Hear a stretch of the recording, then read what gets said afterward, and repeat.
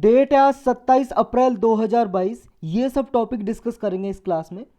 हम पहले एक कोटेशन डिस्कस किया करते थे, उसको हम दोबारा से स्टार्ट करेंगे, कभी कभी फिर से कोटेशन डिस्कस किया करेंगे। आज की कोटेशन है, I measured the progress of a community by the degree of progress which women have achieved. ये डॉक्टर B.R. अम्बेडकर ने कहा था कि हम किसी सोसाइटी की या किसी कम्युनिटी की उन्नति इस बात से नाप सकते हैं, मेज़र कर सकते हैं कि उस कम्युनिटी में, उस समुदाय में या उस समाज में या उस देश में वुमन की क्या स्थिति है, महिलाओं ने कैसी उन्नति हासिल की है। इससे हम पता लगा सकते हैं कि वो कम्युनिटी या समाज या राष्ट्र है, कितना प्रोग्रेस है, कितना वो डेवलप्ड है। ये आप वुमन से रिलेटेड कोई भी मान लो एसए का टॉपिक आता है तो वहाँ पे यूज कर सकते हो। आज का फर्स्ट टॉपिक है आई क्रिएट। ये प्रीलिम्स और जीएस पेपर 3 के लिए इंपॉर्टेंट है।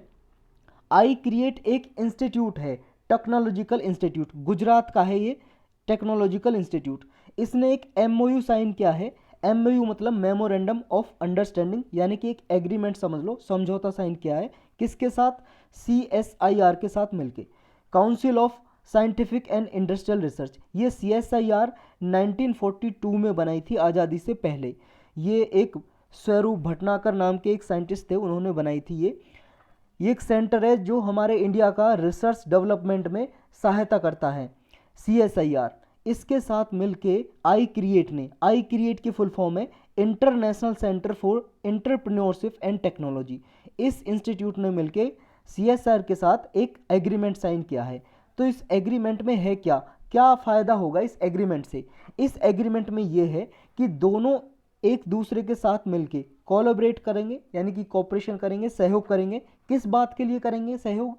इस बात के लिए करेंगे जो नई नई स्टार्टअप कंपनी होती है, टेक स्टार्टअप कंपनी। स्टार्टअप का मतलब होता है कोई नई कंपनी खुली हुई होती है, अभी कंपनी खुली है, नई फर्म खुली है, तो वो टेक्नोलॉजिकल कंपनी है। इन टेक्नोलॉजिकल कंपनी को प्रमोट करेंगे, आगे प्रमोट करेंगे, यानी कि जो भी इन्हें रिसर्च के लिए, डेवलपमेंट के लिए, इनोवेशन के लिए कोई रिसोर्सेज चाहिए, संसाधन चाहिए, वो इनको उपलब्ध करा के देंगे ऐसे एंटरप्रेन्योर्स को, इनोवेटर्स को। कोई आविष्कार कर रहा है या कोई उद्योगपति है, ऐसी कंपनी चला रहा है जो रिसर्च डेवलपमेंट में सहायता कर रहा है, तो हमारे इंडिया में रिसर्च डेवलपमेंट को प्रमोट करने के लिए ये MOU साइन हुआ है। दोनों की पार्टनरशिप है। ये साइंटिफिक इनोवेशन और मार्केटेबिलिटी, हाई टेक स्टार्टअप की मार्केटेबिलिटी को बढ़ाने के लिए, इनोवेशन को बढ़ाने के लिए, यानी कि उनके प्रोडक्ट जो उन्होंने बनाए उनकी मार्केट भी उपलब्ध कराने के लिए ये काम करेगी, पार्टनरशिप दोनों के बीच में। जो आई क्रिएट है ये गुजरात की गवर्नमेंट का ही एक ऑटोनोमस सेंटर है जो टेक्नोलॉजी को प्रमोट करता है पूरे इंडिया में। और इंडिया का भी देखो ये लार्जेस्ट इंस्टीट्यूशन है जो स्टार्टअप को, जो ऐसी स्टार्टअप है जो टेक्नोलॉजी इनोवेशन पे बेस्ड है, यानी कि जो आविष्कार को, डिस्कवरीज को, टेक्नोलॉजीज को, रिसर्च डेवलपमेंट को प्रमोट करती हैं, ऐसी स्टार्टअप को ये सक्सेसफुल बिजनेस में कन्वर्ट करता, ट्रांसफॉर्म करता है ये आई क्रिएट इंस्टीट्यूट। ये कहाँ पे लोकेटेड है? अहमदाबाद में एक जगह है देव ढोलेरा, वहाँ इसका कैंपस है। 40 एकड़ की ज़मीन पे इसका कैंपस बना हुआ है आई क्रिएट का। नेक्स्ट टॉपिक है कुरिल आइलैंड। ये प्रीलिम्स के लिए इंपॉर्टेंट है मेनली, तो बस इसकी लोकेशन आपको याद रखनी है और अभी किसके बीच में है, मतलब कौन सी कंट्री इस पे राज करती है, रूल करती है अभी इस कुरिल आइलैंड पे। आइलैंड तो आप जानते हो क्या होता है, कोई भी ऐसी भूमि जो चारों तरफ से पानी से घिरी हुई होती है, यानी कि द्वीप बोल सकते हो हिंदी में। ये देखो भाई साहब वर्ल्ड मैप, ये वर्ल्ड मैप देख रहे हो आप, ये रसिया है और इधर जापान है। ये रसिया का देखो यहाँ पे ये कामचटका नाम का पेनिनसुला है। पेनिनसुला को हिंदी में बोलते हैं प्रायद्वीप, प्रायद्वीप। और पेनिनसुला क्यों बोलते हैं इसको? पेनिनसुला का मतलब होता है जब ऐसी भूमि जो 3 तरफ से पानी से घिरी हुई हो, इधर से इधर से इधर से। जैसे मान लो ये बात करें हम, कामचटका, ये जो यहाँ पे ये पेनिनसुला है, इधर से पानी से घिरा हुआ है, इधर से और इधर से भी, 3 साइड से घिरा हुआ है, इसलिए इसको पेनिनसुला बोलेंगे। जैसे हमारा इंडियन पेनिनसुला है, क्यों बोलते हैं? क्योंकि तीनों तरफ से घिरा हुआ है पानी से। और आइलैंड उसे बोलते हैं जो चारों तरफ से घिरा हुआ होता है। तो ये जो रसिया का पार्ट है यहाँ और ये जापान है, इनके बीच में ये जो आइलैंड है इनको बोलते हैं कुरिल आइलैंड। और यहाँ पे देखो इस वाले मैप में देखेंगे हम, इस वाले मैप में अब ये है वही वाला प्लेस, ये इधर है कामचटका पेनिनसुला रसिया का, और ये जापान के आइलैंड है, जापान का ये होकाइडो नाम का आइलैंड है, यहाँ पे जापान का ही पार्ट है। इधर देखो ये कुरिल आइलैंड है, ये वाले कुरिल आइलैंड, इनकी लोकेशन कहाँ पे, वेस्ट साइड में देखो सी ऑफ ओखोस्त है वेस्टर्न साइड में, और ये पैसिफिक ओशन है, पैसिफिक ओशन का ये यहाँ पे मातवा आइलैंड भी है, यहाँ इधर साइड में कुरिल आइलैंड के पास ही है ये वाला पार्ट। तो ये लोकेशन आपको याद रखनी है कहाँ पे। अभी न्यूज में इसलिए है, जापान ने अपनी एक ब्लू बुक में, डिप्लोमेटिक ब्लू बुक है 2022 की, उसमें 22 अप्रैल को डिस्क्राइब किया है कुरिल आइलैंड है जापान का ही पार्ट है, नदर्न टेरिटरी का पार्ट है जापान की। लेकिन रसिया इसको अपना पार्ट मानता है, रसिया कहता है ये हमारा है, लेकिन जापान ने कहा है रसिया ने इलीगल ऑक्यूपेशन कर रखा है, अवैध तरीके से कब्जा कर रखा है इस पर। ये फर्स्ट टाइम देखो ऐसा हुआ है पिछले 2 डिकेड में, एक डिकेड में 20 साल होता है, तो लगभग पिछले 20 सालों में ऐसा हुआ है पहली बार कि जापान ने एक कुरिल आइलैंड के ऊपर दोबारा से ये डिस्प्यूट को डिस्क्राइब किया है। ये जो विवाद है, डिस्प्यूट है दोनों के बीच में, रसिया और जापान के बीच में, पिछले 20 सालों में दोबारा से इसको डिस्क्राइब किया है। जापान ने देखो 2003 से ही सॉफ्टर लैंग्वेज यूज की है इसको लेके। सॉफ्टर लैंग्वेज का मतलब इतने कड़े शब्दों में नहीं कहा है कि रसिया ने इलीगल ऑक्यूपेशन कर रखा है, लेकिन ये कहता है जापान की जो डिस्प्यूटेड एरिया है, ये रसिया और जापान के बीच में जो बायलेटरल ट्रीज होती हैं उनके बीच में एक ग्रेट कंसर्न है, एक बहुत बड़ी परेशानी है रसिया और जापान के बीच में। कुरिल आइलैंड जो है ये नदर्न टेरिटरी बोलता है जिसको जापान, इसकी लोकेशन हम देख चुके हैं, यही लिखा हुआ है कि इसके वेस्ट में सी ऑफ ओखोस्त है, पैसिफिक ओशन है इसके साइड में, और जापान का नदर्न मोस्ट जो अभी पार्ट है होकाइडो है यहाँ पे। मॉस्को यानी कि रसिया, टोक्यो मतलब जापान, दोनों अपनी अपनी सॉवरेंटी क्लेम करते हैं, लेकिन ये रसिया के कंट्रोल में है वर्ल्ड वार सेकंड के बाद से ही। जब सेकंड वर्ल्ड वार 1945 में बंद हुआ था भाई साहब, उसके बाद रसिया ने इस पर कब्जा कर लिया था। रसिया का उस टाइम पे नाम था सोवियत यूनियन, यूएसएसआर बोलते थे रसिया को शॉर्टकट में, या सोवियत यूनियन।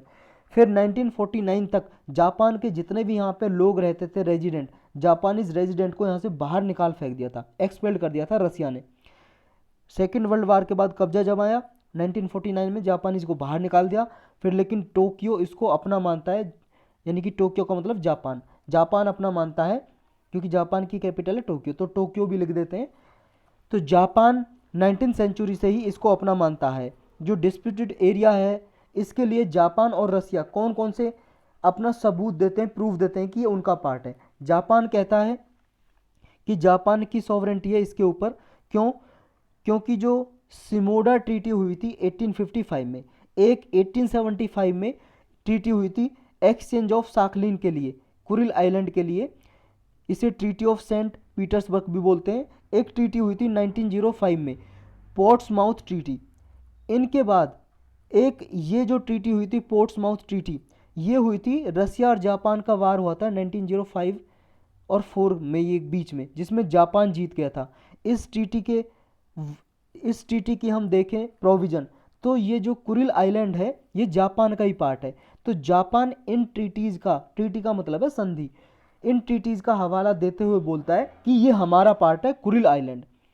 लेकिन रसिया क्या कहता है, रसिया कहता है याल्टा एग्रीमेंट 1945 का उठा के देख लो, पोट्सडैम डिक्लेरेशन है एक घोषणा 1945 की, ये प्रूफ है, और एक सैन फ्रांसिस्को ट्रीटी है 1951 की, जिसमें जापान ने ये माना है कि जापान कहता था इस ट्रीटी के हिसाब से कि रसिया की सॉवरेंटी है इन कुरिल आइलैंड पे, तो रसिया ये बोलता है अपना अधिकार जमाने के लिए कुरिल आइलैंड पे। तो दोनों अपने अपने सबूत रखते हैं, लेकिन अभी कंट्रोल में किसके, रसिया के कंट्रोल में है। नेक्स्ट टॉपिक है governors power in appointing vice chancellor. देखो जो हर एक राज्य में जितनी भी यूनिवर्सिटी होती हैं उनके जो चांसलर होते हैं वो कौन होते हैं, खुद गवर्नर, वो स्टेट के राज्यपाल गवर्नर होते हैं। और जो ये तो ऑनररी पोस्ट है, यानी कि सम्मान के लिए, जो यूनिवर्सिटी को चलाते हैं वो कौन चलाते हैं, वो चलाते हैं वाइस चांसलर यानी कि उप चांसलर। तो वाइस चांसलर को कौन अपॉइंट करता है, नियुक्त कौन करता है उस स्टेट की यूनिवर्सिटी के लिए, हर स्टेट की यूनिवर्सिटी के लिए, वो करते हैं खुद गवर्नर। लेकिन बहुत सारे स्टेट ने गवर्नर की ये पावर कानून बना के वापस ले ली गवर्नर से। अब वहाँ की वहाँ की स्टेट की जो गवर्नमेंट होती है, सरकार, वो वाइस चांसलर अपॉइंट करना चाहती है वहाँ के। तो ये अभी न्यूज़ में इसलिए तमिलनाडु की जो असेंबली है, विधानसभा, उसने एक बिल पास किया है जो गवर्नर की पावर थी तमिलनाडु में वाइस चांसलर यूनिवर्सिटीज़ के अपॉइंट करने की। 13 स्टेट की यूनिवर्सिटी हैं, उनके वाइस चांसलर वहाँ के गवर्नर अपॉइंट करते थे, लेकिन अब ये वापस ले रही है पावर गवर्नर से। अब कौन करेगा? वहाँ की स्टेट की गवर्नमेंट। ये चीफ मिनिस्टर है वहाँ के तमिलनाडु के, M.K. स्टैलिन, उन्होंने ये बिल में कहा है, मतलब कहा है कि ये जो बिल है ये गवर्नर, ये इसलिए पावर ली गई है क्योंकि स्टेट गवर्नमेंट अपना जब ओपिनियन देती थी, क्योंकि देखो हमारे संविधान में साफ साफ ये कहता है संविधान कि जो गवर्नर है वो किसकी एडवाइस पे काम करेगा? जो स्टेट की कैबिनेट मिनिस्टर है, यानी कि स्टेट की council of minister headed by chief minister, इनकी एडवाइस पे काम करेगा। खुद अपनी मर्जी से कोई काम नहीं करता भाई साहब, सिर्फ ऑनररी पोस्ट होती है, जैसे प्रेसिडेंट की है। प्रेसिडेंट के नाम पे सारे सेंट्रल गवर्नमेंट के डिसीजन होते हैं, लेकिन डिसीजन किसके एडवाइस पे होते हैं? Council of minister headed by PM। इसी तरह से स्टेट में होते हैं CM की एडवाइस पे या काउंसिल ऑफ मिनिस्टर की एडवाइस पे। लेकिन ऐसा कहना है स्टेट की गवर्नमेंट का, जो स्टेट गवर्नमेंट एडवाइस देती है, अपनी सलाह देती है, ओपिनियन देती है, तो उसको गवर्नर मानते नहीं है, उसका डिसरिगार्ड करते हैं। तो इसलिए पावर ली गई है। इससे पहले महाराष्ट्र, वेस्ट बंगाल भी ऐसा कर चुके हैं। दिसंबर 2021 में महाराष्ट्र ने भी ये बिल पास किया था, महाराष्ट्र पब्लिक यूनिवर्सिटी एक्ट 2016 है, उसको अमेंड किया था 2021 में महाराष्ट्र ने। वेस्ट बंगाल ने 2019 में ऐसा किया था, गवर्नर की पावर ले ली थी वापस।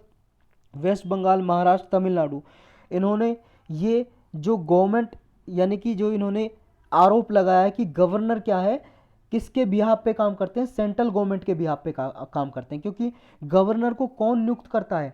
आप सबको पता है कौन नियुक्त करते हैं? प्रेसिडेंट करते हैं। और प्रेसिडेंट किसके एडवाइस पे काम करते हैं? Council of minister headed by PM। Prime minister जो बोल देंगे, काउंसिल ऑफ मिनिस्टर जो बोल देंगे, वही प्रेसिडेंट करते हैं। यानी कि सेंट्रल गवर्नमेंट अपॉइंट करती है, नियुक्त करती है गवर्नर को। और उसका क्राइटेरिया क्या है? कुछ भी नहीं लिखा हुआ है, आपको पता है। बस क्वालिफिकेशन ये लिखी हुई है कि भाई साहब 35 साल होनी चाहिए, इंडिया का सिटीजन होना चाहिए, बस ये लिखा हुआ है, और कुछ क्राइटेरिया नहीं है संविधान में। और इनका अगर मान लो हटाना हो, रिमूवल करना हो, तो कैसे करेंगे? प्रेसिडेंट की मर्जी है भाई साहब, जब प्रेसिडेंट चाहे कर देंगे। और प्रेसिडेंट किसकी एडवाइस पे काम करते हैं? Council of minister headed by PM। तो यानी कि सेंट्रल गवर्नमेंट जब चाहे हटा सकती है, जब चाहे नियुक्त कर सकती है किसी भी स्टेट के गवर्नर को। यानी कि गवर्नर किसकी एडवाइस पे काम करेगा फिर? तो यानी कि अगर जैसा सेंट्रल गवर्नमेंट बोले ऐसा गवर्नर करेगा, क्योंकि उसको पता है अगर उसने ऐसा नहीं किया तो उसे हटा दिया जाएगा। ऐसा प्रैक्टिकली होता है, लेकिन संविधान के जरिए ऐसा नहीं होता। आपके मतलब ये आरोप लगाए गए हैं किसने? इन स्टेट गवर्नमेंट ने, कि गवर्नर सेंट्रल गवर्नमेंट के हिसाब से काम कर रहे हैं, हमारी बात नहीं मानते। अब एक बात जो आपको याद रखनी है इसमें, ये जो एजुकेशन है, यानी कि यूनिवर्सिटी तो भाई साहब एजुकेशन देती हैं, और एजुकेशन के लिए रूल कानून बनाया है ये किसने? तमिलनाडु की असेंबली ने। तो एजुकेशन आता कौन सी लिस्ट में है, ये बात आपको पता होनी चाहिए। हमारे संविधान में 12 शेड्यूल है, उनमें से जो 7वां शेड्यूल है उसमें 3 लिस्ट हैं। सेंट्रल लिस्ट में जितने भी सब्जेक्ट है, विषय लिखे हुए हैं, उन पे सेंट्रल गवर्नमेंट ही लॉ बना सकती है, कानून बना सकती है। एक है स्टेट लिस्ट में जितने भी सब्जेक्ट हैं उन पे स्टेट गवर्नमेंट कानून बना सकती है नॉर्मल सिचुएशन में। अगर इमरजेंसी सिचुएशन है, कोई इमरजेंसी लगी हुई है, तो फिर सेंट्रल गवर्नमेंट भी बना सकती है, वरना नॉर्मल में सिर्फ स्टेट गवर्नमेंट ही बना सकती है। फिर तीसरी लिस्ट है कंकरेंट लिस्ट। कंकरेंट लिस्ट में जितने भी सब्जेक्ट या विषय लिखे हुए हैं उन पे सब पे सेंट्रल और स्टेट दोनों बना सकती हैं, लेकिन सेंट्रल गवर्नमेंट का लॉ बना हुआ है तो वही प्रिवेल करेगा, वही माना जाएगा। अब ये एजुकेशन कौन सी लिस्ट में आता है? ये आता है भाई साहब कंकरेंट लिस्ट में, यानी कि स्टेट गवर्नमेंट और सेंट्रल गवर्नमेंट दोनों बना सकती है कानून। लेकिन भाई साहब एक यूनियन लिस्ट में, यानी कि सेंट्रल लिस्ट बोल लो या यूनियन लिस्ट, उसमें एक एंट्री नंबर 66 है, उसमें लिखा हुआ है हायर एजुकेशन के लिए जो रिसर्च, साइंटिफिक या टेक्निकल इंस्टीट्यूशन है, उनके लिए केवल और केवल सेंट्रल गवर्नमेंट लॉ बना सकती है एजुकेशन के लिए। तो ये अथॉरिटी है सेंट्रल गवर्नमेंट के पास। बस ये 2 चीज़ आपको याद रखनी है इसमें। नेक्स्ट टॉपिक है नागचला एयरपोर्ट। देखो इसमें सिर्फ हमें प्रीलिम्स के लिए इंपॉर्टेंट है, और नागचला एक जगह, लोकेशन आपको याद रखनी है कहाँ पे, और कुछ भी याद नहीं रखना इसमें। कहाँ पे है ये नागचला? ये हिमाचल प्रदेश में अभी यहाँ पे एयरपोर्ट बनाया है। हिमाचल प्रदेश की गवर्नमेंट ने और मिनिस्ट्री ऑफ सिविल एविएशन ने एक MOU, memorandum of understanding, sign किया है कि यहाँ पे एयरपोर्ट बनाया जाए। हिमाचल प्रदेश की मंडी डिस्ट्रिक्ट में है ये नागचला, जगह, वहाँ पे एयरपोर्ट बनाया जा रहा है। ये जो एयरपोर्ट बनाया जा रहा है दोनों का जॉइंट वेंचर है, स्टेट गवर्नमेंट का और मिनिस्ट्री ऑफ सिविल एविएशन का। मिनिस्ट्री ऑफ सिविल एविएशन देखो इसके लिए काम करती है, जो एयरपोर्ट के रिगार्डिंग या जो एयरपोर्ट उड़ते हैं इनके रूल्स रेगुलेशन के लिए काम करती है ये मिनिस्ट्री ऑफ सिविल एविएशन। और देखो ministry of civil aviation state government है हिमाचल प्रदेश की और एयरपोर्ट अथॉरिटी ऑफ इंडिया, इन सब ने मिलकर जॉइंट वेंचर बनाया है इस एयरपोर्ट को डेवलप करने के लिए। हिमाचल प्रदेश में 3 एयरपोर्ट हैं, शिमला, कुल्लू और कांगड़ा में। अगर ये बन जाएगा तो ये चौथा हो जाएगा। और 5 हेलीपोर्ट हैं। हेलीपोर्ट का मतलब होता है जहाँ पे हेलीकॉप्टर उतर सकते हैं, ऐसी जगह को बोलेंगे हेलीपोर्ट। और हेलीकॉप्टर को उतरने के लिए तो कम जगह चाहिए, लेकिन हवाई जहाज या भाई साहब एरोप्लेन के लिए काफ़ी रनवे चाहिए, पहले दौड़ेगा फिर उड़ेगा, तो उसके लिए तो बहुत लंबा रनवे चाहिए होता है, तो उसके लिए जगह ज़्यादा चाहिए होती है। तो जहाँ पे जगह कम है वहाँ पे हेलीपोर्ट बना देते हैं। हेलीपोर्ट कहाँ कहाँ पे? कांगनी धार, शिमला, रामपुर, बड्डी, सासे, मनाली में है ये जगह, बस लोकेशन आपको याद रखनी है। इनसे फ़ायदा क्या होता है, ये हेलीपोर्ट या एयरपोर्ट बनाते हैं, इनसे भाई साहब फ़ायदा होता है टूरिज्म सेक्टर बढ़ता है भाई साहब। टूरिज्म सेक्टर यानी कि ज़्यादा से ज़्यादा पर्यटक आते हैं अगर कनेक्टिविटी अच्छी होती है, ट्रांसपोर्टेशन सिस्टम भाई साहब अच्छा है तभी तो लोग जाएंगे। अगर मान लो एक प्लेस से दूसरे प्लेस पे जाने के लिए कोई साधन ही नहीं है, ना बस चलता है, ना रेलवे चलती है, ना एयरपोर्ट चलता है, अब क्या भाई साहब वो साइकिल से या बैलगाड़ी से जाएगा क्या? घूमने के लिए बंदा कोई बाहर से आए, मान लो हमारे यहाँ पे फॉरेनर आए, विदेशी आए, दिल्ली में आके उतरे एयरपोर्ट पे, अब वो जाना चाहिए हिमाचल प्रदेश, कुल्लू मनाली कहीं पे भी जाना चाहे तो वो कैसे जाएगा? वो एयरपोर्ट पहले देखता है कि वहाँ पे एयरपोर्ट है, हवाई जहाज़ से जाऊँ मैं, क्योंकि टाइम कम लगे, क्योंकि उनके पास पैसा बहुत होता है। अब भाई साहब यहाँ पे टूरिस्ट आएंगे तो क्या होगा, टूरिज्म सेक्टर बढ़ेगा, तो वहाँ पे लोग रहते हैं, उनका सामान बिकेगा, उनके लिए रोज़गार मिलेगा, वो आसपास में जगह पे घूमेंगे तो ऑटो वाले हैं या कोई और रिक्शा वाले हैं उनको काम मिलेगा, तो इनसे सारी जो इकोनॉमी है एक तरह से सब डेवलपमेंट होता है। तो ये चीज़ आपको याद रखनी है। और जैसे मेंस में कोई आंसर आता है, मतलब लिखने के लिए क्वेश्चन आता है, तो उसके आंसर में टूरिज्म सेक्टर के फ़ायदे नुकसान कैसे कैसे डेवलप करना है, उनमें आप ये छोटा सा 2-3 लाइन में यूज कर सकते हो। नेक्स्ट टॉपिक है एपिसोडिकली एक्रीटिंग यंग स्टार्स। ये प्रीलिम्स और जीएस पेपर 3 के लिए इंपॉर्टेंट है साइंस एंड टेक में, और जीएस पेपर 1 ज्योग्राफी के लिए भी इंपॉर्टेंट है।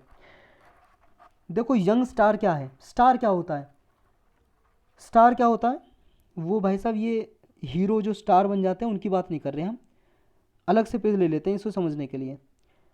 देखो बिल्कुल बेसिक से समझेंगे, जो भी आपके आसपास जो दिखाई दे रहा है, ऊपर नीचे कहीं भी, रूम से निकल के देखो आप अपने, जितना भी पूरा आसमान धरती सब कुछ दिखाई दे रहा है, मान लो ये ब्रह्मांड है, ब्रह्मांड मतलब यूनिवर्स बोलते हैं इंग्लिश में, यूनिवर्स। इस यूनिवर्स में बहुत सारी गैलेक्सीज हैं, गैलेक्सीज को आकाश गंगा बोलते हैं हिंदी में, गैलेक्सीज हैं बहुत सारी। उन गैलेक्सीज में बहुत सारे छोटे छोटे प्लानेट हैं, ग्रह हैं, उपग्रह हैं। जैसे अगर हमारी गैलेक्सीज की बात करें जिसमें हम रहते हैं, जिसमें अर्थ है, उसका नाम है गैलेक्सीज का मिल्की वे, दुग्ध मेघला, मिल्की वे। अब इस गैलेक्सीज में सोलर सिस्टम होते हैं, जैसे हमारे जो है अर्थ का मतलब हमारा जो जिसमें रहते हैं आकाश गंगा में मिल्की वे में, वो सोलर सिस्टम है, उसमें एक सन है, एक स्टार है। सन क्या है? एक स्टार है, तारा है, स्टार। अब इस स्टार के चारों ओर 8 ग्रह घूम रहे हैं, बहुत सारे छोटे ग्रह घूम रहे हैं, बहुत सारे धूमकेतु घूम रहे हैं, एस्ट्रॉयड घूम रहे हैं, कॉमेट घूम रहे हैं, बहुत सारे। तो आपको पता है ग्रह कौन कौन से हैं, सबको पता है, आपको बताने की जरूरत नहीं है। अब ऐसे सन एक स्टार है, ऐसे एक स्टार मिला है भाई साहब, ये यंग स्टार मिला है साइंटिस्ट को, यंग स्टार है एक। यंग स्टार का मतलब नौजवान है, कुछ सालों पहले, कुछ सालों का मतलब है अरबों करोड़ों साल पहले बना था, लेकिन यंग इसलिए कह रहे हैं क्योंकि जो पहले स्टार बने हुए हैं उनसे कम उम्र है इसकी। और एक्रीटिंग का मतलब होता है जुड़ना या बढ़ना, ये बढ़ता जा रहा है, और एक्रीटिंग का मतलब बढ़ता जा रहा है। ये एपिसोडिकली मतलब आप धारावाहिक या धारावाहिक जो आते हैं ना, नाटक आते हैं या सीरियल आते हैं टीवी पे, देखते हो ना एपिसोड, आज का एपिसोड, कल का एपिसोड, इसी तरह से एपिसोडिकली मतलब टाइम पीरियड में बढ़ता जा रहा है ये यंग स्टार। अब ये तो समझ लिया आपने इसका मतलब टाइटल का। अब आगे देखते हैं न्यूज में हुआ क्या है।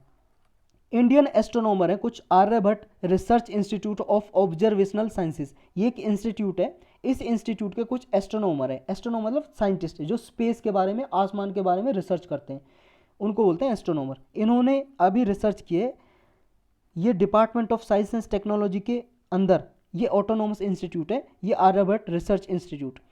इसने एक डिस्कवर किया है, खोज की है एक स्टार की, यंग स्टार है ये, जिसका नाम रखा गाया 20 EAE।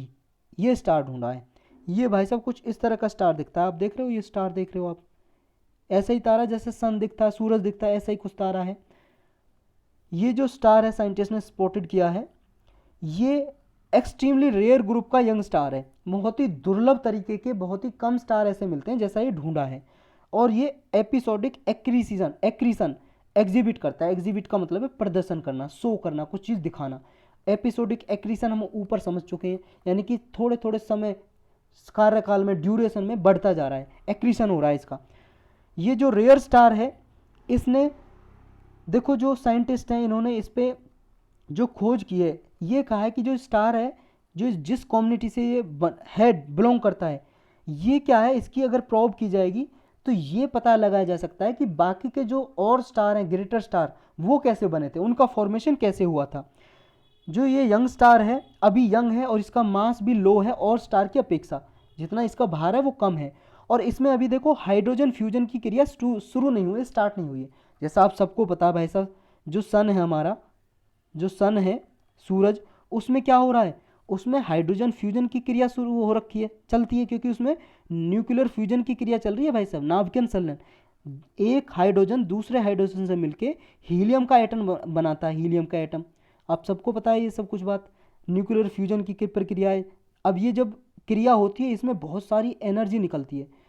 हाइड्रोजन मिलके दूसरे हाइड्रोजन से हीलियम बनाता है, प्लस एनर्जी रिलीज होती है बहुत बड़ी मात्रा में। वही एनर्जी हमें मिल रही है अर्थ पे और सारे प्लानिट पे जा रही है। जो ये धूप आ रही है ना भाई साहब, ये एनर्जी है, ये जो प्रकाश आ रहा है सूरज से। तो ये हाइड्रोजन फ्यूजन की जो प्रक्रिया स्टार में चलती है, अभी तक इसमें स्टार्ट नहीं हुई है, यानी कि अभी तक ये यंग है, नौजवान है। तो इसमें अभी तक सिर्फ किससे फ्यूल मिल रहा है, ग्रेविटेशनल कॉन्ट्रैक्शन से या ड्यूटेरियम फ्यूजन से।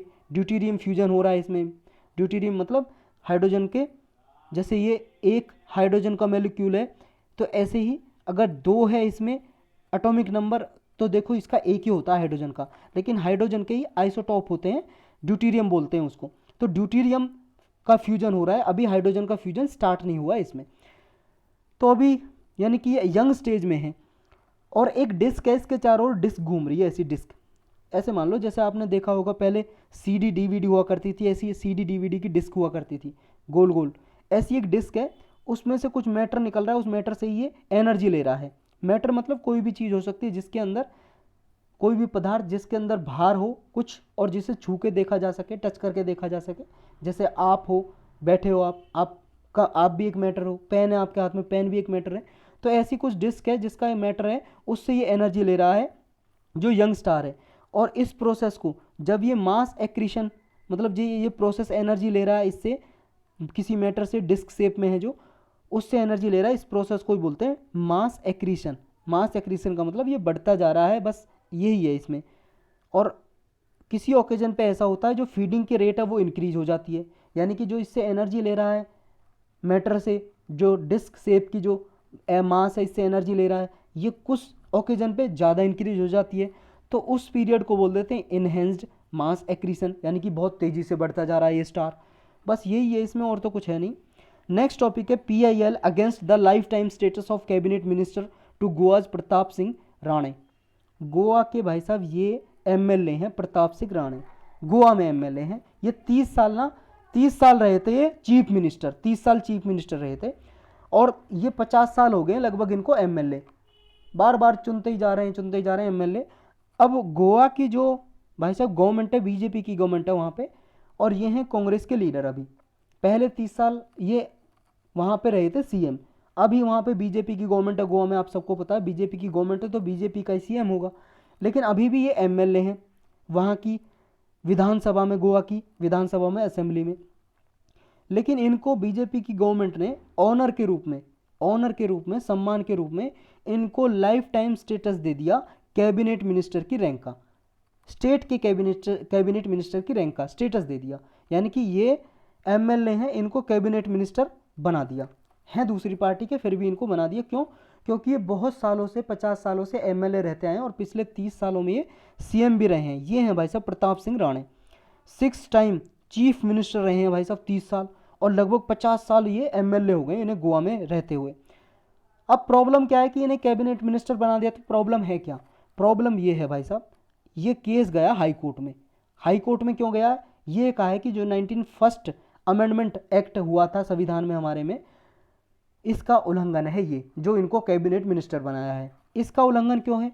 91 अमेंडमेंट आया था 2003 में, इसमें ये इंट्रोड्यूस किया था हमारे संविधान में कि जितने भी हमारे यानी कि जितने भी हमारे मान लो स्टेट लेवल पे विधानसभा में या सेंट्रल लेवल पे पार्लियामेंट में, जितने भी हमारे रहेंगे भाई साहब, ये पार्लियामेंट में मतलब लोकसभा में और विधानसभा में, जितने भी मान लो रहेंगे लेजिस्लेटर, यानी कि अगर विधानसभा की बात करें तो एमएलए, अगर लोकसभा की बात करें तो एमपी, जितने भी ये टोटल रहेंगे एमएलए एमपी, इनका 15% से ज़्यादा आप कैबिनेट मिनिस्टर या काउंसिल ऑफ मिनिस्टर नहीं बना सकते। काउंसिल ऑफ मिनिस्टर का पार्ट होता है कैबिनेट मिनिस्टर, आप सबको पता होगा, लक्ष्मीकांत में आपने पढ़ा होगा, एनसीईआरटी में भी पढ़ा होगा।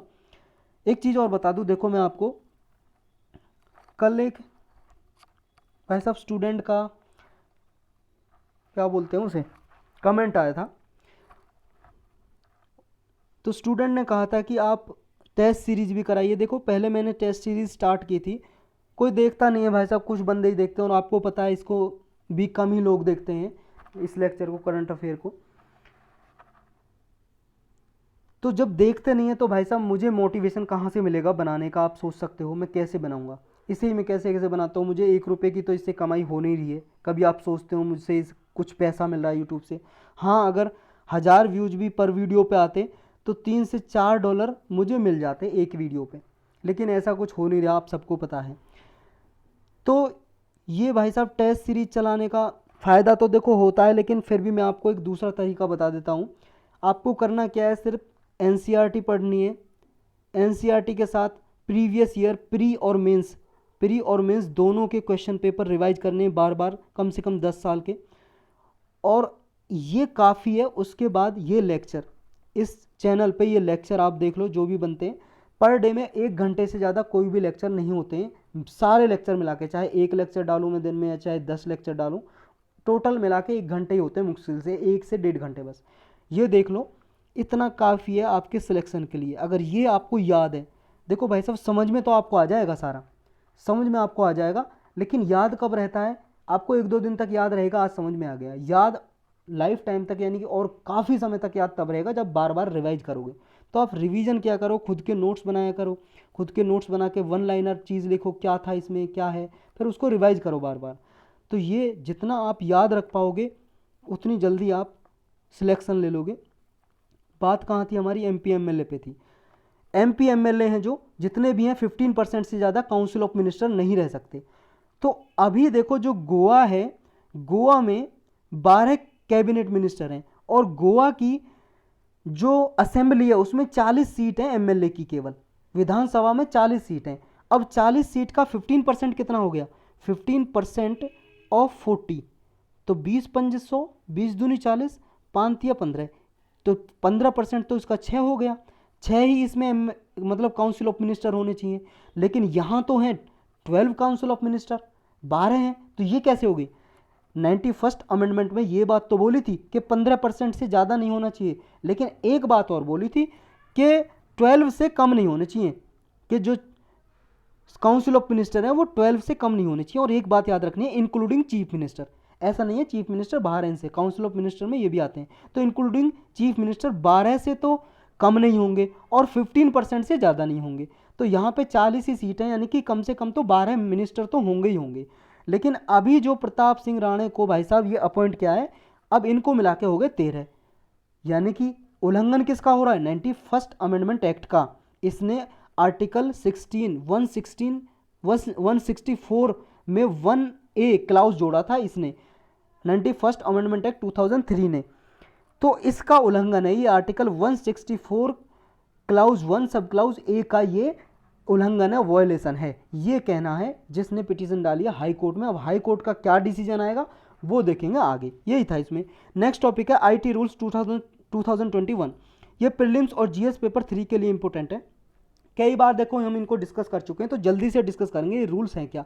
अभी न्यूज में इसलिए है, इन्फॉर्मेशन एंड ब्रॉडकास्टिंग जो मिनिस्ट्री है उसने 16 यूट्यूब चैनल को, न्यूज चैनल थे उनको ब्लॉक कर दिया है। इनमें से 6 पाकिस्तान के थे। ये इंडिया में जो न्यूज़ दे रहे थे वो क्या कर रहे थे, मिस इन्फॉर्मेशन फैला रहे थे, यानी कि गलत इन्फॉर्मेशन। इससे पहले 78 यूट्यूब न्यूज़ चैनल को ब्लॉक किया था। इनमें से इंडिया में के थे 18 यूट्यूब चैनल थे, क्योंकि ये झूठी फॉल्स इन्फॉर्मेशन और अनवेरीफाइड इन्फॉर्मेशन फैला रहे थे पब्लिक में, जिसकी वजह से डिसहारमनी, मधुर संबंध को नुकसान हो रहा था, कम्युनल डिसहारमनी, यानी कि ऐसा हो रहा था लोगों में घृणा बढ़ रही थी। तो लीगल बेसिस क्या है, देखो आईटी रूल्स हैं, इंफॉर्मेशन टेक्नोलॉजी रूल्स हैं, 2021 में बनाए थे गवर्नमेंट ने।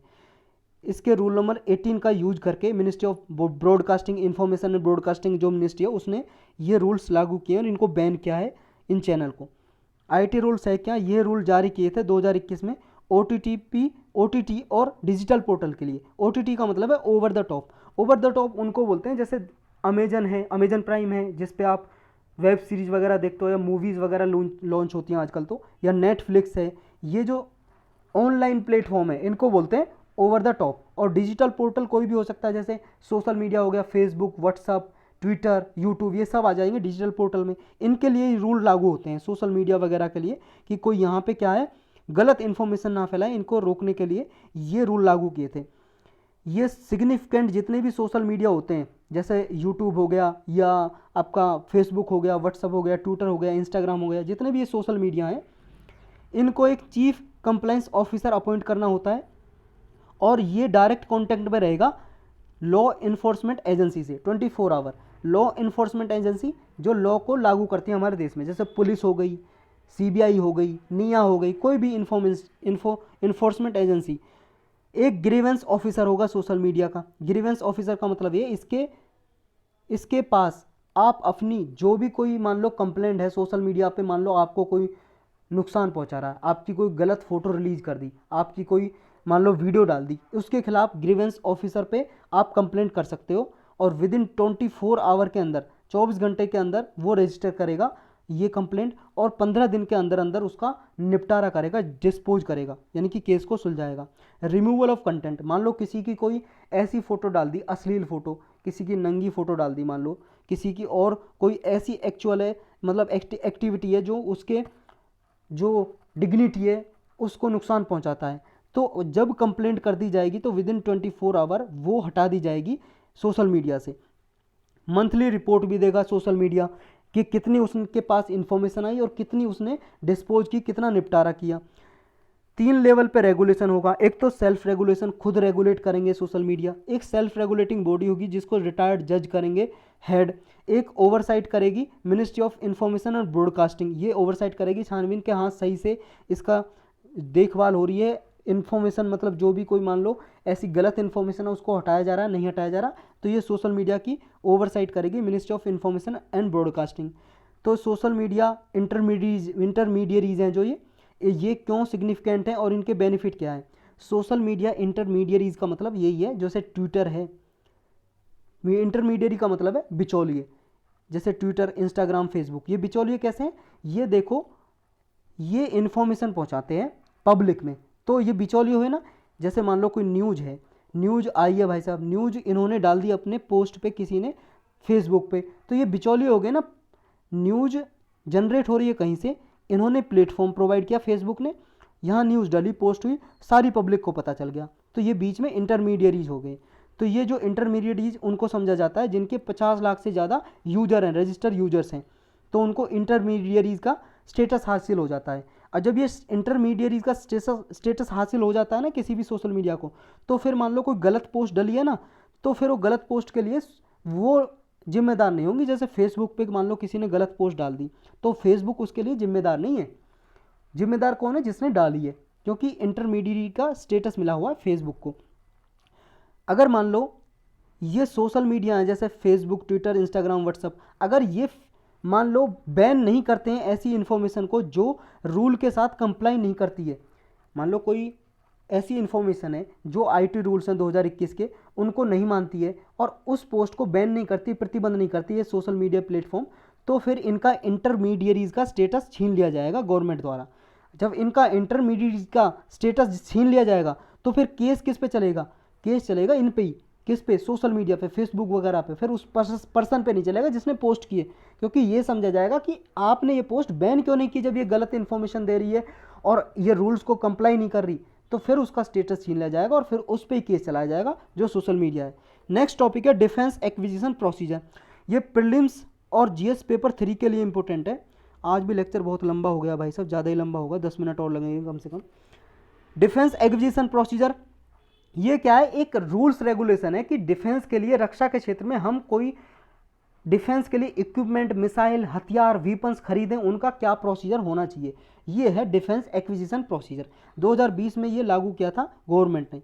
अभी इसमें कुछ अमेंडमेंट किया है, सुधार किया है। डिफेंस एक्विजिशन काउंसिल ने अपनी अप्रूवल दे दी है। डिफेंस एक्विजिशन काउंसिल होती है, ये क्या काम करती है? मिनिस्ट्री ऑफ जो डिफेंस है हमारी, रक्षा मंत्री, उसके अंदर ये काम करती है, वही इसके चेयरमैन होते हैं। कोई भी मान लो कोई चीज़ खरीदनी है डिफेंस के लिए, मिलिट्री के लिए, army, navy, air force, Indian coast guard, किसी के लिए भी कोई वीपन्स, हथियार, मिसाइल्स, वेसल्स, कुछ भी खरीदना है तो ये अप्रूवल देती है डिफेंस एक्विजिशन काउंसिल। तो इसने अभी अप्रूवल दे दिए। जो प्रोसीजर थे, ये रूल्स थे 2020 के, इनमें चेंजेस करने के लिए, अमेंडमेंट, सुधार करने के लिए। किस लिए? ताकि हमारी जो डिफेंस सर्विसेज है उनमें मॉडर्नाइजेशन करने के लिए, आधुनिक हथियार हो, मिसाइल्स हो, वीपन्स हो। और इसका मेन टारगेट यही है कि ज़्यादा से ज़्यादा हम जो क्या है इक्विपमेंट अपने देश में बनी हुई फैक्ट्रियों से खरीदें, यानी कि इंडिजिनस माल खरीदें अपना। और एक जो पहले इंटीग्रिटी पैक्ट बैंक गारंटी, इसकी रिक्वायरमेंट हुआ करती थी कुछ भी चीज़ खरीदने के लिए डिफेंस के लिए, यानी कि बैंक की गारंटी लेनी पड़ती थी अगर कोई पर्टिकुलर अमाउंट से ज़्यादा माल खरीद रहा है किसी बाहर कंपनी से, किसी से भी। तो ये डिस्पेंस विद कर दिया। डिस्पेंस विद का मतलब ख़त्म कर दिए, कैंसिल कर दिया कि अब कोई बैंक की गारंटी नहीं चाहिए। लेकिन अब इसके जगह पे एक अर्नेस्ट मनी डिपॉजिट ये क्राइटेरिया लेके आए हैं, मतलब ये फैसिलिटी लेके आए हैं। यानी कि अगर मान लो किसी की भी कॉस्ट 100 करोड़ से ज़्यादा है और उसको एक्सेप्टेंस ऑफ नेसेसिटी के अंदर आता है। एक्सेप्टेंस ऑफ नेसेसिटी का मतलब है, नेसेसिटी का मतलब है आवश्यकता, एक्सेप्टेंस का मतलब स्वीकारता, यानी कि कोई ऐसी चीज़ है डिफेंस के लिए ज़रूरी है और उसकी कीमत 100 करोड़ से ज़्यादा है और हम उस इक्विपमेंट को खरीद रहे हैं, मिसाइल्स वगैरह को, या कोई डिफेंस का कोई भी वीपन्स, हथियार है जो डिफेंस में काम आने वाला, उसको खरीद रहे हैं। तो उसके लिए सिक्योरिटी के रूप में अर्नेस्ट मनी डिपॉजिट, इस फंड से पैसा ले लिया जाएगा, ये सिक्योरिटी की तरह है। अब ये पढ़ लेते हैं कि डिफेंस एक्विजिशन प्रोसीजर 2020 का जो लेके आए थे उसमें क्या प्रोविजन थी, क्या क्या है उसमें। इससे पहले 2016 का डिफेंस प्रोक्योरमेंट प्रोसीजर के नाम से बने हुए थे रूल्स रेगुलेशन, डिफेंस के लिए कोई चीज़ खरीदनी थी तो। लेकिन इसको ख़त्म कर दिया 2020 में और 1 अक्टूबर 2020 से ये चालू हो गया डिफेंस एक्विजिशन प्रोसीजर 2020। डैप पढ़ेंगे हम शॉर्टकट में इसको, डैप।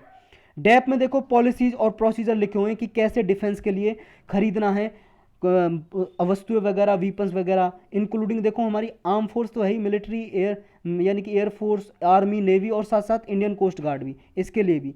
पॉलिसी की हाईलाइट देख लेते हैं। इसमें है रिजर्वेशन फॉर इंडिजिनस फर्म, इसमें कुछ रिजर्वेशन दी गई है जो हमारी इंडिजिनस कंपनी है। इसमें कितने रिजर्वेशन है? इसमें है देखो भाई साहब, पहली बात तो ये कि जो इंडियन वेंडर हैं, इंडियन वेंडर का मतलब वो है जो हमारे भारत के ही रेजिडेंट इंडियन सिटीजन हैं। रेजिडेंट इंडियन सिटीजन का मतलब हमारे भारत के नागरिक तो हैं और हमारे भारत में कम से कम वो 182 डेज, साल में 182 डेज तक रहते हों कम से कम। तो वो कोई कंपनी चलाते हैं, कंपनी के मालिक हैं, और वो उस कंपनी में किसी फॉरेन कंट्री का उनमें एफडीआई बोल लो या फॉरेन कंट्री का कोई कंपनी है उसका शेयर ना हो 49% से ज़्यादा, यानी कि एफडीआई 49% से ज़्यादा उस कंपनी में नहीं होनी चाहिए। फॉरेन डायरेक्ट इन्वेस्टमेंट 49% से ज़्यादा नहीं होनी चाहिए, यानी कि कम से कम किसी कंपनी में 51% हिस्सेदारी, भागीदारी किसकी होनी चाहिए? रेजिडेंट इंडियन सिटीजन की। ऐसी कंपनी को बोलेंगे इंडियन वेंडर। इसके लिए ये कहा था इसमें कि इतनी रिजर्वेशन रहेगी इनके लिए, कि रिजर्वेशन रहेगी इन कंपनीज़ के लिए कि इनसे ज़्यादा से ज़्यादा माल खरीदें ऐसी कंपनी से जो हमारी इंडियन रेजिडेंट सिटीजन की हैं। नेक्स्ट है new buy global manufacturing in India category. इसमें देखो ये रखा था कि कम से कम एटलीस्ट कम से कम 50% है जो ओवरऑल कॉन्ट्रैक्ट वैल्यू, वो क्या है जो हम फॉरेन परचेज करते हैं ना, वो फॉरेन परचेज की बजाय हम कम से कम 50% जितने भी इक्विपमेंट डिफेंस के लिए खरीदते हैं वो इंडिजिनस हों, यानी कि हमारे भारत की बनी हुई कंपनी से ही हों। और उनसे अगर बाहर से कोई खरीदते हैं हम फॉरेन कंट्री से, तो हम टेक्नोलॉजी ट्रांसफ़र करें कि वो टेक्नोलॉजी लें हम अपने देश में और अपने देश में बनाएं। नेक्स्ट है ग्रेटर इंडिजिनस कंटेंट। 2016 की जो पॉलिसी थी उसके हटा के 2020 के लिए क्या थे, तो 2020 में ये क्या था कि कम से कम इसमें 10% ज़्यादा इंडिजनाइजेशन किया जाए। इंडिजनाइजेशन का मतलब है कि हमारे देश में ही बनी हो। इंडिजनाइजेशन का मतलब हमारे देश में बनी हुई कोई इक्विपमेंट वीपन्स हो 10% ज़्यादा हो 2016 से। जितना 2016 में अलाउ किया हुआ था कि हम माल खरीदेंगे अपनी कंपनियों से, उनसे 10% ज़्यादा माल खरीदेंगे हम इस पॉलिसी के हिसाब से अपनी कंपनी से जो हमारे देश में कंपनी मैन्युफैक्चर कर रही है। इंपोर्ट एम्बार्गो लिस्ट, ये इंपोर्ट एम्बार्गो लिस्ट, एम्बार्गो का मतलब होता है कोई सामान, कोई भी सामान, किसका सामान है, डिफेंस का सामान, जो हम इंपोर्ट करेंगे सामान, ये लिस्ट जारी की थी डिफेंस मिनिस्ट्री ने 101 आइटम की। ये 101 आइटम है, इसमें कहा था जितने भी हम इंपोर्ट करते थे 101 आइटम अब अपने देश में बनाएंगे, अपने देश की कंपनी मैन्युफैक्चरिंग करेगी, इनका इंडिजिनस होगा यानी कि। नेक्स्ट है अदर लाइबिलिटी। लाइबिलिटी में ऑफसेट लाइबिलिटी। ऑफसेट लाइबिलिटी ये है, जैसे मान लो हमने किसी दूसरे देश की कंपनी से कोई चीज़ खरीदी, कंपनी से खरीदी तो ठीक है, प्राइवेट कंपनी कोई, लेकिन अगर गवर्नमेंट से खरीदी, पहले ऐसा होता था किसी भी कंपनी से या गवर्नमेंट से हमने कोई चीज़ खरीदी बाहर के देश से, मान लो फ्रांस की कोई कंपनी है या फ्रांस की गवर्नमेंट कंपनी है कोई, उससे हमने कोई डिफेंस के लिए माल खरीदा, जितना भी खरीदा और इसको पैसा गया मान लो 100 करोड़। अब 100 करोड़ में से इसे कुछ परसेंट, ऐसा हमारे यहाँ पे रूल था कि 100% में से कुछ परसेंट इसे हमारे देश में ही इन्वेस्ट करना पड़ेगा, निवेश करना पड़ेगा। यहाँ पे कंपनी खोले या कंपनी खुली हुई है उनका शेयर खरीदे, ऐसा प्रोविजन था हमारे इंडिया में, उसको बोलते हैं ऑफसेट लाइबिलिटी। लाइबिलिटी यानी कि उत्तरदायित्वता किसकी होती थी, जिस कंपनी से हम माल खरीद रहे हैं बाहर की कंपनी से, फॉरेन कंपनी से। लेकिन ये जो ऑफसेट लाइबिलिटी है, ये अगर हम गवर्नमेंट टू गवर्नमेंट डील कर रहे हैं, किसी गवर्नमेंट कंपनी से खरीद रहे हैं दूसरे देश की गवर्नमेंट कंपनी से, तो ये ऑफसेट क्लाउज लागू नहीं होगा, ये लागू नहीं होगा। लेकिन हाँ, अगर कोई प्राइवेट कंपनी है तो उस पर ये ऑफसेट क्लाउज लागू होगा। समझ रहे हो। नेक्स्ट है अदर फैक्ट। यूनियन कैबिनेट ने 2021 में अप्रूवल दिया कि जो फाइनेंशियल पावर है हमारी कैपिटल प्रोक्योरमेंट की, ये सीनियर ऑफिसर को दिया जाए below the rank of vice chief arm forces. अभी क्या होता है, जैसे मान लो कुछ हद तक 100 करोड़ रुपए तक मान लो कोई इक्विपमेंट खरीदने, तो वाइस चीफ होते हैं जो आर्म फोर्सेस के, मतलब हेड, उनके मुखिया, आर्मी, नेवी और एयरफोर्स के, तो उनको पावर थी। लेकिन ये पावर डेलीगेट कर दी कि इनसे नीचे रैंक के जो अफसर होते हैं वो भी अपनी अनुमति दे दें, अप्रूवल दे दें, तो डिफेंस के लिए इक्विपमेंट खरीदे जा सकें।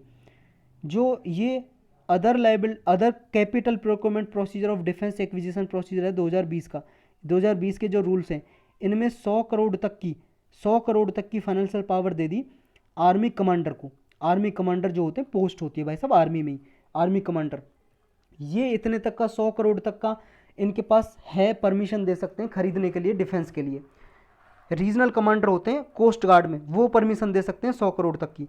और 200 करोड़ तक की अगर मान लो कोई सामान खरीदना हो डिफेंस के लिए, तो ये पावर दे दिए डेप्यूटी चीफ और army staff, master general sustenance, chief of material, air officer maintenance, deputy chief integrated defence staff, additional director general of coast guard. इतना याद करने की जरूरत नहीं है, इतना पता होना चाहिए कि अगर 100 करोड़ तक का है तो 100 करोड़ तक का है तो vice chief of arm forces पहले जो पावर थी इनके पास, इनके अलावा नीचे के जो अफसर हैं उनको भी पावर है, वो अनुमति देके खरीद सकते हैं डिफेंस के लिए कोई भी इक्विपमेंट वगैरह किसी भी कंपनी से। नेक्स्ट टॉपिक है Haryana imposes ban on transportation of fodder. ये प्रीलिम्स और जीएस पेपर 3 के लिए इंपॉर्टेंट है। देखो हरियाणा ने बैन लगा दिया, प्रतिबंध लगा दिया, फॉडर मतलब चारा, जो पशु खाते हैं ना, भैंस गाय वगैरह चारा, उसे बोलते हैं फॉडर, कि हरियाणा से किसी दूसरे स्टेट में ट्रांसफ़र नहीं किया जाएगा, बेचा नहीं जाएगा फॉडर, ये प्रतिबंध लगा दिया। जो प्रतिबंध लगाया है, क्यों लगाया है, ये लगाया वीट फॉडर पे।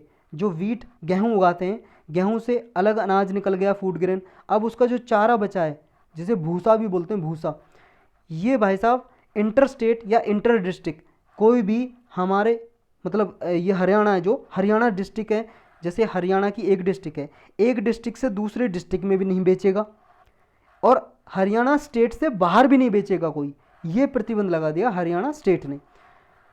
इसके पीछे राशनल क्या है, मतलब लॉजिक क्या है, राशनल का मतलब होता है लॉजिक, रीजन, क्या रीजन है, कारण क्या है इसके पीछे, कारण बताया है। पहली बात तो ये, हरियाणा में शॉर्टेज चल रही है भाई साहब एनिमल के लिए चारे की। अब हरियाणा में अगर शॉर्टेज है और हरियाणा में अगर चारा उग रहा है, अगर उसे दूसरे स्टेट में या दूसरी डिस्ट्रिक्ट में हरियाणा के अंदर बेचा जाए, तो भाई साहब अब बताओ वो डिस्ट्रिक्ट कहाँ जाएंगी चारे के लिए, उनके एनिमल कहाँ जाएंगे? इसके लिए लगाया बैन। फ्यूचर में देखो रेन की कंडीशन है, जो रेन की अभाव से, बारिश के अभाव से फॉडर की जो कंडीशन है और ज़्यादा बिगड़ सकती है, इसलिए बैन लगाया है। तीसरा कारण ये है, ज़्यादातर जो फार्मर हैं ये मस्टर्ड क्रॉप उगाने का सोचते हैं, मतलब सरसों की खेती उगाएं, क्योंकि सरसों में ज़्यादा बचत होती है, पैसा ज़्यादा मिलता है। वीट के जगह पे सरसों उगाते हैं। जब वीट नहीं उगाते तो वीट से जो चारा बनता है पशुओं के लिए, वो चारा कम बनेगा, तो इसलिए भी ये बैन लगाया कि वो ज़्यादा से ज़्यादा फिर वीट उगाएंगे और फिर चारा उपलब्ध अच्छे से होगा। नेक्स्ट ये है कारण, जो इस साल का जो हुआ है भाई साहब वीट का प्रोडक्शन, वो यूजुअल कम हुआ है हरियाणा में, जितना होता है उससे थोड़ा कम हुआ है। नेक्स्ट ये है जियोपॉलिटिकल टेंशन चल रही है, आप सबको पता है रसिया और यूक्रेन का वार चल रहा है, इसके बीच में जो वीट का प्राइस है वो भी इंक्रीज होता जा रहा है, नियर फ्यूचर में भी इंक्रीज हो सकता है, तो इस वजह से ये बैन लगाया है। इस इन्वायरमेंट में अथॉरिटी चाहती हैं कि जो फॉडर है वो लोकल नीड को फुलफ़िल करे, यानी कि जितना डिस्ट्रिक्ट में चाहिए उसकी नीड को पहले फुलफ़िल करे, स्टेट की नीड को फुलफ़िल करे, तो ये इसलिए ये बैन लगाया है कि बाहर स्टेट में और इंटर डिस्ट्रिक्ट भी ट्रांसफ़र ना किया जाए फॉडर चारा। लेकिन इसका क्रिटिसिज्म हो रहा है, क्रिटिसिज्म मतलब आलोचना या बुराई हो रही है, कुछ फार्मर ग्रुप हैं वो कर रहे हैं और कुछ अपोजिशन के लीडर वो इसकी आलोचना कर रहे हैं इस डिसीजन का।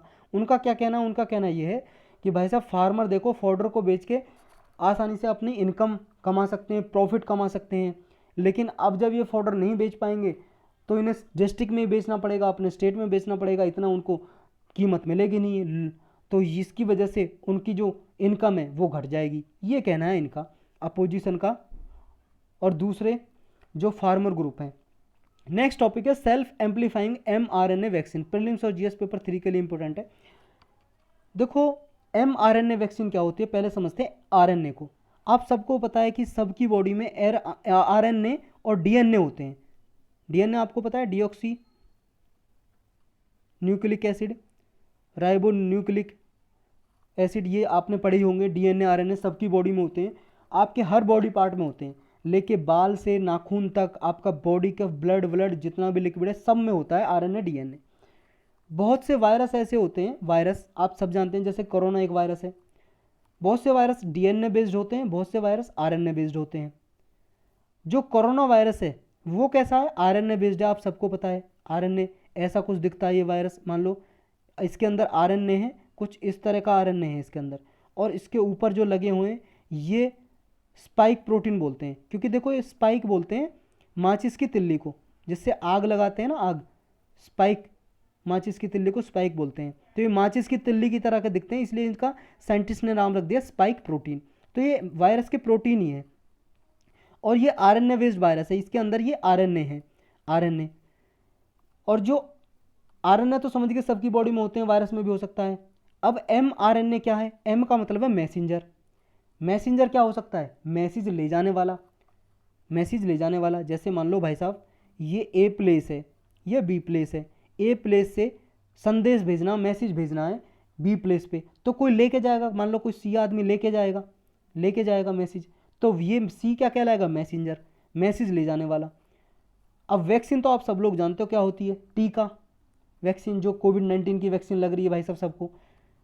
अब ये mRNA वैक्सीन पहले बनाई थी कोविड-19 के लिए, इनके आगे की ये मान लो मॉडर्न, इनके आगे अपग्रेडेशन लेटेस्ट फॉर्म है self amplifying mRNA vaccine. Amplifying का मतलब होता है किसी चीज़ को बढ़ाना, किसी चीज़ को बढ़ाना। जैसे आपके फ़ोन में गाना चलाते हो, गाने की आवाज़ को बढ़ा दिया जाए, एम्पलीफाई कर दिया, उसके अंदर मान लो कोई एम्पलीफायर लगा दिया जाए आपके फ़ोन के अंदर, या कोई स्पीकर है, स्पीकर के अंदर एम्पलीफाइंग लगा दिया जाए एम्पलीफायर, तो एम्पलीफाई कर देता है, आवाज़ को बढ़ा देता है। तो इसकी प्रक्रिया को mRNA वैक्सीन की प्रक्रिया बढ़ जाती है थोड़ी, इसमें reaction self amplifying mRNA vaccine से। तो अब पढ़ते हैं इसके बारे में डिटेल से। ये देखो RNA जो होते हैं हमारी बॉडी में, जैसे हैं RNA वैक्सीन जब डिलीवर की जाती है तो ये हमारी बॉडी में मल्टीप्लाई करती रहती है। मल्टीप्लाई का मतलब है अपने आप को बढ़ाती रहती है, 1 से 2, 2 से 4, ये अपने प्रोटीन को बढ़ाती रहती है। ये देखो ये जो दिया हुआ है फिगर, इस कोई काम का नहीं है, इसे हम आगे समझेंगे। जैसे वैक्सीन है भाई साहब, वैक्सीन है ARCT-154, ये बनाई थी एक कंपनी ने, जो यूएस का एक स्टेट है कैलिफोर्निया, कैलिफोर्निया में जगह है सैन डाइगो, वहाँ पे एक कंपनी है आर्क टू रुस थ्योरेप्यूटिक होल्डिंग्स, ये कंपनी का नाम है। इस कंपनी ने ARCT-154 ये बनाई थी। इसका ट्रायल चल रहा है वियतनाम, वियतनाम एक देश आप सबको पता है कहाँ पे है, दिखा देता हूँ चलो। ये वियतनाम देख लो, म्यांमार के पास ये लाओस है, लाओस के पास ये वियतनाम है। तो यहाँ पे ट्रायल चल रही है इसकी, लोगों पे इसे ट्रायल करके देख रहे हैं वैक्सीन को कि ये सही से काम कर रही है नहीं कर रही है। और ये कौन सी है, सेल्फ एम्पलीफाइंग mRNA वैक्सीन। तो ये mRNA वैक्सीन क्या होती है, पहले इसका काम समझते हैं। mRNA वैक्सीन देखो, जैसे फाइजर की है, बायोएनटेक की है, मॉडर्ना की जो वैक्सीन है जो लग रही है लोगों को कोरोना वायरस की, वो mRNA वैक्सीन है। ये क्या करती हैं, कोरोना वायरस के जो स्पाइक प्रोटीन है उसको इनकोड करती हैं। इनकोड का मतलब पता लगा लेती है कि हाँ ये कोरोना वायरस आ रहा है। क्योंकि देखो mRNA वैक्सीन क्या करती है, जैसे mRNA वैक्सीन दे दी किसी की बॉडी को, अब ये आपकी बॉडी में mRNA वैक्सीन घूम रही है, इसकी डोज घूम रही है, जो लिक्विड फॉर्म में इंजेक्शन लगाया भाई साहब, ये वो आपकी बॉडी में घूम रहा है मान लो। अब ये क्या करेगा, आपकी बॉडी के अंदर स्पाइक प्रोटीन बनाएगा, स्पाइक प्रोटीन, वही ऐसा प्रोटीन जैसा कोरोना वायरस में था, ये कोरोना वायरस में था ना जैसा प्रोटीन, ऐसा प्रोटीन बनाएगा। अब आपकी बॉडी में जब ये प्रोटीन बन जाएगा तो आपकी बॉडी इसके लिए हैबिचुअल हो जाएगी, आदत पड़ जाएगी। यानी कि जब मान लो कोरोना वायरस आएगा आपकी बॉडी में, मान लो कोरोना वायरस हिट कर दिया किसी की बॉडी में, अब ये कोरोना वायरस अंदर गया, क्योंकि इसके ऊपर भी स्पाइक प्रोटीन है, तो तुरंत हमें जो बॉडी में दी गई थी ना mRNA वैक्सीन, उसने हमारी बॉडी में स्पाइक प्रोटीन को डेवलप कर दिया। अब ये हमारी बॉडी की जो सेल है वो पहचान लेंगी, हाँ ये तो स्पाइक प्रोटीन है, अब इसके खिलाफ हमें तो लड़ना है। हमारी बॉडी की जो सेल हैं, जो एंटीबॉडी होती है, एंटीबॉडी जनरेट होती है हमारी वाइट ब्लड सेल में, ब्लड में होती है हमारी, तो ये एंटीबॉडी सेल तुरंत इससे लड़ना शुरू कर देंगी, पहचान लेंगी, ओहो ये तो वही स्पाइक प्रोटीन है जिससे हमें लड़ना सीखा था, अब इससे लड़ना है हमें। जब हमारी बॉडी में कोरोना वायरस आएगा तो ये एंटीबॉडी जनरेट हो जाएंगी, स्पाइक प्रोटीन को पहचान लेंगी और इससे लड़ना शुरू कर देंगी और इसे हरा देंगी और हमें कोरोना से कुछ नुकसान नहीं हो सकेगा। ऐसे काम करती है ये कोई भी वैक्सीन, और ये mRNA वैक्सीन। तो ये जो बाहर से हमारी बॉडी में कोई सब्सटेंस आता है, फॉरेन सब्सटेंस जो हमारी बॉडी नहीं जानती, उसको बोलते हैं एंटीजन। एंटीजन प्रोटीन ही होते हैं ये, एंटीजन और एंटीबॉडी जो हमारी बॉडी में डेवलप होते हैं उसे बोलते हैं एंटीबॉडी। एंटीबॉडी एंटीबॉडी जो हमारी बॉडी के अंदर जनरेट होती है, और जो बाहर से आता है उसे बोलते हैं एंटीजन, फॉरेन सब्सटेंस। तो एंटीजन को मारने के लिए हमारी बॉडी में एंटीजन जनरेट होते हैं। तो ये mRNA वैक्सीन हमारी बॉडी में स्पाइक प्रोटीन की कॉपी प्रोड्यूस करती रहती है, और ये तब हमारे इम्यून सिस्टम को डेवलप कर देती है इतना कि अगर बाहर से कोई एक्चुअल इन्फेक्शन आएगा, बाहर से कोई वायरस आएगा, तो हमारी बॉडी में ये इम्यूनिटी सिस्टम है जो हमारा बॉडी का, हमारी एंटीबॉडी है, पहचान लेगी और उसको मारना शुरू कर देंगी। और ये सेल्फ एम्पलीफाइंग जो mRNA वैक्सीन है, ये इस मूवमेंट को ही इंप्रूव कर देती हैं, आगे और बढ़ा देती हैं, यानी कि एक्स्ट्रा 4 गुना, मतलब 4 एक्स्ट्रा प्रोटीन एडिशन जनरेट कर देती हैं, ताकि जो एंटीजन आता है उसको आसानी से लड़ा जा सके, उससे हमारी बॉडी के अंदर जो सेल है आसानी से लड़ सकें। तो ये भी फ़ायदा होता है सेल्फ एम्पलीफाइंग जो mRNA वैक्सीन है, सेल्फ एम्पलीफाइंग mRNA वैक्सीन, इनका ये फ़ायदा भी होता है, इसकी डोज है जो कम देनी पड़ती है। जो सेल्फ एम्पलीफाइंग mRNA वैक्सीन है, इसकी डोज कम देनी पड़ती है किसकी अपेक्षा, जो mRNA वैक्सीन होती है। जैसे mRNA की वैक्सीन है, आप वैक्सीन लगवाने गए होंगे तो आपने देखा होगा इंजेक्शन में, जैसे ये इंजेक्शन है, इंजेक्शन में बस थोड़ा सा ही इतना इतना सा भरते हैं और लगा देते हैं।